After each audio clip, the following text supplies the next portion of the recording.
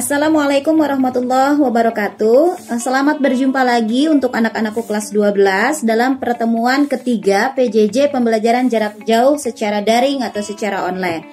Oke, baiklah anak-anakku semua. Sekarang kita masuk ke materi bab selanjutnya, yaitu materi bab 3. Materi bab 3 yaitu tentang menghindari akhlak tercela. Baiklah, sekali lagi, akhlak merupakan perbuatan atau tindakan yang dilakukan secara terus-menerus sehingga menjadi sebuah kebiasaan. Itu namanya adalah akhlak. Kebiasaan atau akhlak seseorang dibedakan menjadi dua. Yang pertama adalah akhlak terpuji dan yang kedua adalah akhlak tercela. Akhlak tercela merupakan perbuatan yang membawa kerugian bagi dirinya sendiri atau bagi seorang pelaku tersebut dan orang lain. Di antara akhlak tercela yang akan kita bahas pada hari ini, ada dua akhlak tercela yang mudah-mudahan kita hindari dan kita tidak lakukan hal itu, yaitu nifak dan keras hati. Kedua akhlak ini adalah akhlak yang sangat tercela, sangat merugikan sekaligus mendatangkan kehancuran bagi pelaku dan juga merugikan bagi orang lain. Baiklah, langsung saja kita bahas. Yang pertama adalah nifak. Oke, kita bahas yang pertama pengertian nifak. Nifak secara bahasa itu banyak sekali perbedaan pendapat tentang pengertian nifak ini sendiri. Nifak ada yang bilang berasal dari bahasa Arab, dari kata nafako, yang artinya sebuah lubang tempat keluarnya hewan sejenis tikus dari sarangnya. Juga ada yang berpendapat bahwa yang disebut dengan nifak itu berasal dari kata nafak, yang artinya lubang tempat bersembunyi. Jadi, secara bahasa, nifak itu artinya ketidaksamaan antara lahir dan juga batin. Sementara pendapat lain menurut Ibnu Rajab, yang disebut dengan nifak secara bahasa artinya bersinonim dengan kata mencela, berbuat makar dan menampakkan kebaikan serta menyembunyikan kejahatan. Nah, orang yang melakukan perbuatan nifak itu disebut dengan orang yang munafik. Sedangkan menurut Ibnu Katsir, munafik itu adalah orang yang keluar dari jalan kebenaran kemudian masuk ke jalan kesesatan. Karena itu Allah memperingatkan kepada orang-orang munafik dalam Quran surat At-Taubah yang bunyinya innal munafiqina humul fasiqun, yang artinya sesungguhnya orang-orang munafik itu adalah orang-orang yang fasik. Apa itu fasik? Fasik itu orang yang salah. Jadi orang yang salah. Jadi orang yang salah arah, yang selalu berbuat kesalahan, ya seperti itu. Perbuatan munafik adalah perbuatan yang sangat dibenci oleh Allah Subhanahu wa Ta'ala dan Rasul-Nya. Oleh karena itu, orang munafik itu dijanjikan oleh Allah mendapatkan balasan yang berat karena mereka melakukan perbuatan yang tidak islami, menebarkan kebencian dan kebatilan, serta selalu mengabaikan kebenaran. Orang munafik itu selalu berpikir demi kepentingannya sendiri dan keinginan mereka sendiri tanpa memperhatikan kebenaran dan prinsip-prinsip yang luhur. Mereka sudah menjual kejujuran mereka dengan kesesatan. Oke, langsung yang kedua adalah bahaya orang yang munafik menurut Al-Quran. Nah, tadi sudah disebutkan dalam Al-Quran bahwa orang yang munafik itu disebut juga orang yang fasik, orang yang salah. Nah, dalam Al-Quran itu disebutkan dalam Quran surat Al-Qalam ayat ke-10 dan ke-11.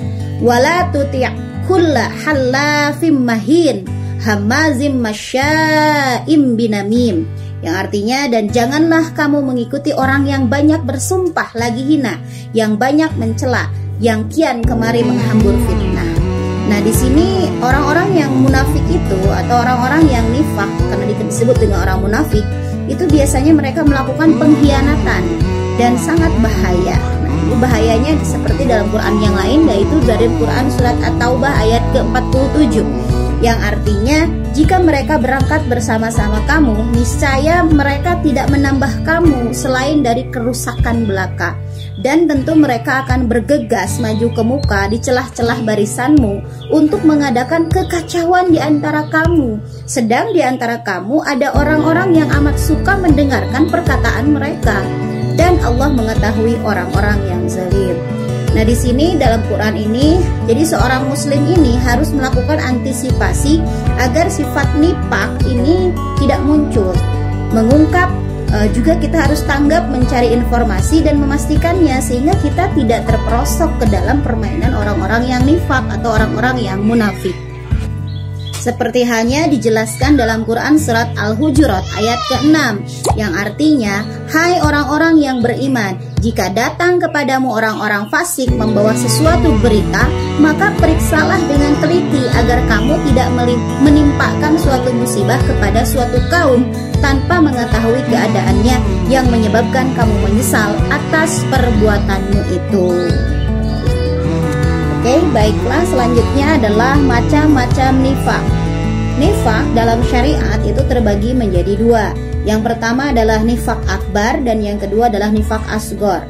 Apa itu nifaq akbar? Nifaq akbar itu disebut juga nifaq besar, yaitu ketika seseorang menampakkan keimanannya kepada Allah Subhanahu wa taala, kepada para malaikatnya, kitab sucinya, rasulnya dan hari akhir, tetapi sebenarnya dalam hatinya dia tidak percaya dan menolak seluruh hal tersebut.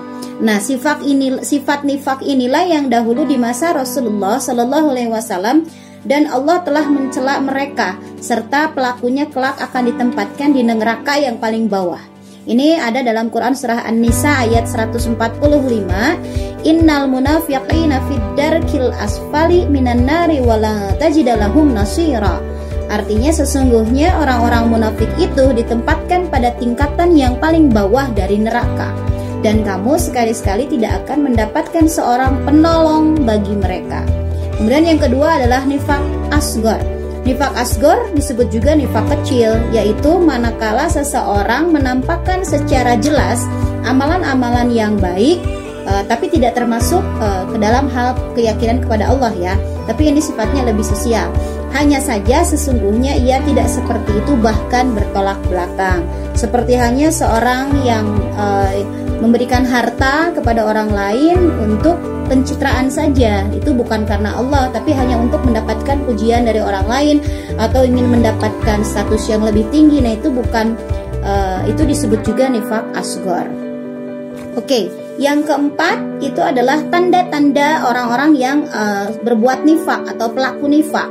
Itu seperti hanya disebutkan pada ciri-ciri orang munafik, sebagaimana yang dijelaskan oleh Rasulullah Shallallahu Alaihi Wasallam yang memang diriwayatkan oleh Bukhari dan Muslim. Yaitu ciri yang pertama adalah bila berbicara dia berdusta.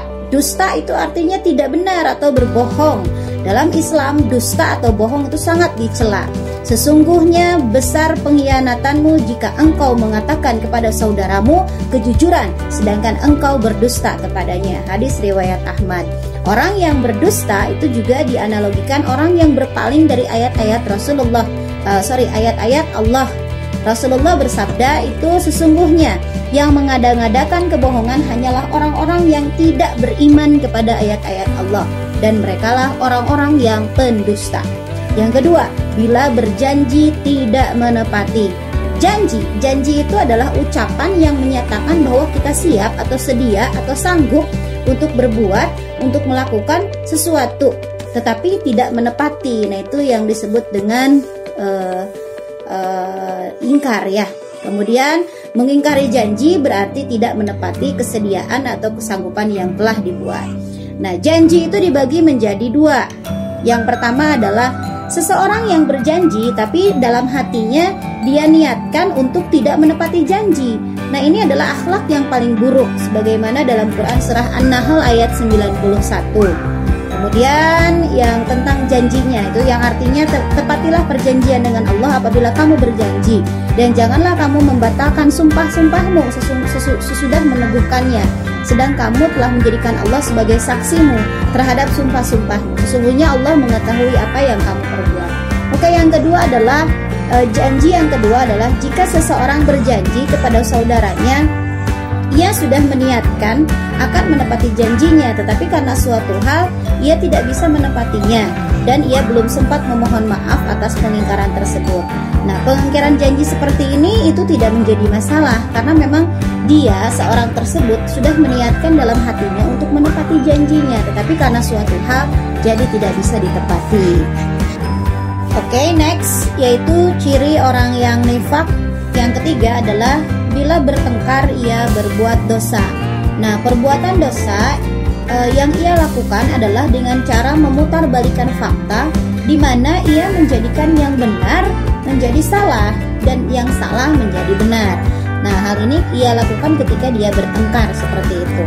Itu seperti halnya dalam hadis riwayat Abu Dawud yang artinya, barang siapa yang memperdebatkan sesuatu yang batil sedangkan ia mengetahuinya, niscaya ia akan terus berada di dalam murka Allah hingga ia menghentikan perbuatan itu. Hadis riwayat Abu Dawud.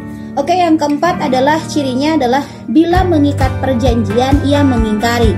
Beda ya, tadi kalau yang pertama itu bila berjanji ya. Kalau sekarang bila mengikat perjanjian ia mengingkari. Artinya Allah Subhanahu wa taala memerintahkan umat Islam agar selalu melaksanakan amanah. Allah Subhanahu wa taala berfirman dalam Quran surah Al-Isra ayat ke-34 yang artinya, dan janganlah kamu mendekati harta anak yatim kecuali dengan cara yang lebih baik sampai ia dewasa, dan penuhilah janji. Sesungguhnya janji itu pasti diminta pertanggungjawabannya. Oke, baiklah, untuk ciri yang kelima nifaq itu adalah bila diberikan amanah ia berkhianat. Khianat artinya mengingkari tanggung jawab, berbuat tidak setia atau melanggar amanah yang sudah dibuat. Secara umum, khianat artinya mengingkari tanggung jawab yang telah dipercayakan, baik yang datangnya dari Allah Subhanahu wa taala maupun dari orang lain.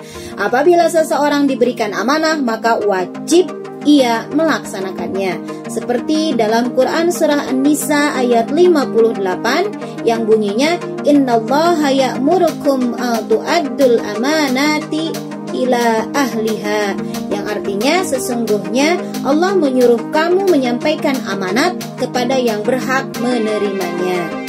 Khianat terhadap amanah merupakan salah satu sifat munafik, seperti firman Allah dalam Quran surah At-Taubah ayat 75-77. Oke, selesai sudah ciri-ciri daripada orang yang nifaq. Selanjutnya adalah yang kelima, akibat buruk perbuatan atau sifat nifaq. Nifaq adalah salah satu perilaku tercela, baik nifaq kecil maupun nifaq besar atau nifaq akbar. Nifaq kecil dan nifaq asghar itu merupakan jembatan menuju nifaq besar. Jadi tidak mungkin ada nifaq besar kalau sebelumnya tidak melakukan nifaq asghar. Demikian pula perbuatan-perbuatan yang maksiat merupakan jembatan menuju kekufuran. Perbuatan nifaq akan mendatangkan keburukan baik bagi orang tersebut atau pelaku nifaq tersebut ataupun bagi orang lain. Oke, yang pertama adalah akibat buruk nifaq bagi dirinya sendiri. Yang pertama, tercela dalam pandangan Allah Subhanahu wa taala. Yang kedua adalah hilangnya kepercayaan dari orang lain atas dirinya. Yang ketiga, tidak disenangi dalam pergaulan hidup sehari-hari. Yang keempat, mempersempit jalan untuk memperoleh rezeki. Dan yang kelima, mendapatkan siksa yang berat di hari akhir. Oke, dan yang selanjutnya adalah bahaya nifaq bagi orang lain.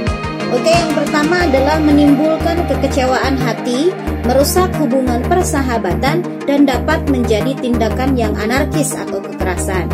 Yang kedua, itu membuka peluang munculnya fitnah. Dan yang terakhir itu adalah mencemarkan nama baik keluarga dan masyarakat. Mudah-mudahan kita terhindar dari sifat nifaq, yaitu lain antara hati dan perbuatan. Semoga kita terhindar dari sifat orang-orang yang nifaq atau melakukan perbuatan nifaq sehingga kita tidak menjadi orang yang munafik.